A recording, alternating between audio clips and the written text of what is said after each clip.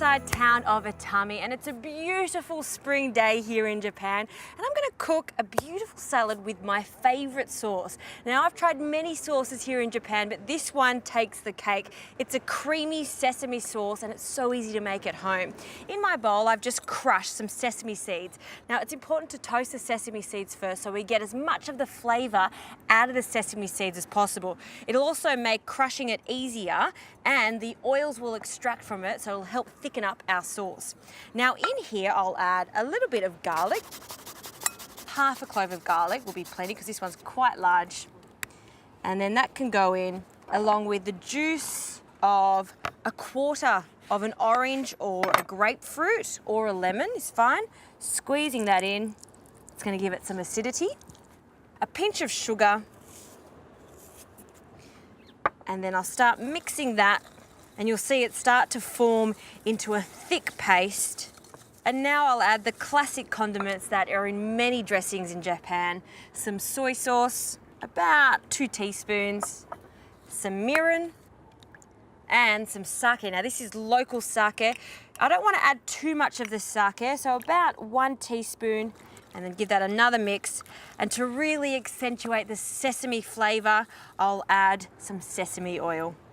Okay, so you can see that it's starting to form this gorgeous glossy dressing, but I want this to be a rich dressing because it's going to go with my cabbage and chicken salad. So good old mayonnaise, they love their mayonnaise here in Japan. So about 4 tablespoons. I'm not adding any salt because the soy sauce is salty enough, and then just combine that. I'm going to put this to the side now and start to shred the chicken. Now this is called flossing because when you break it up and thinly separate it, the chicken looks like little pieces of floss. Now the texture is important for this salad, so take your time doing this, and then I'll finally shred the cabbage.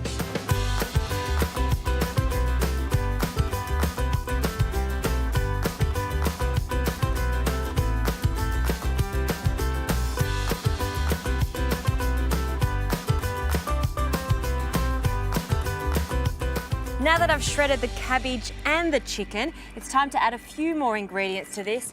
A few spring onions, just the white part so it's a nice mild flavor.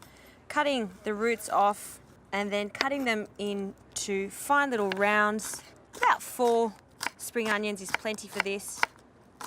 You can add whatever you like to this salad, but I want to keep it with the theme of that pale green color and those light colors. And then for some sweetness, a little bit of apple. Of course, when you're thinking of salads, the dressing is important, but texture is important too. So a bit of crunchy apple and the sweetness of the apple is really going to show off all the other ingredients in there. And you really don't need too much apple for this. Just want a little burst of sweetness. Perfect. Now all of this can go into the bowl with the dressing. I'll bring that closer to me. Spring onions, cabbage, all together. And this is a salad that's going to be really creamy and really saucy. So in it goes with our chicken, and then with a spoon and a fork, dress and almost bathe all of those ingredients in that sesame dressing. And now all we have to do is plate it up. A nice big mound of it so everyone can share it. And just make it a little bit compact too, so we get height on the salad. Last spoonful. And then for a little garnish, I like to add some sesame seeds and some wakame mixed together all over the top, and you can be quite generous with it. Let it cascade down the sides of the salad.